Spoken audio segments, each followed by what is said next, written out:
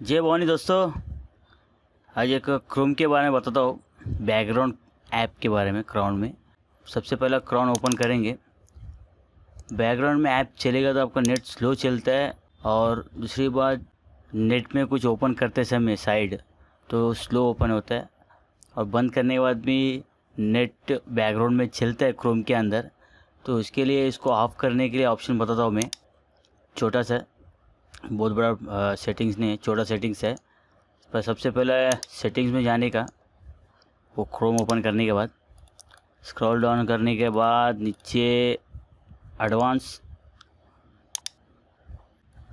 और continue running background apps in when Google Chrome is close, तो इसको of कर दीजिए। तो आपका क्रोम का बैकग्राउंड में कोई भी ऐप नहीं चलेगा, कोई भी डिस्टर्बेंस नहीं होगा, नेट भी थोड़ा स्पीड चलेगा आपका। बस इतना ही। ये आपको वीडियो पसंद, लाइक करना, सब्सक्राइब करना। बाय।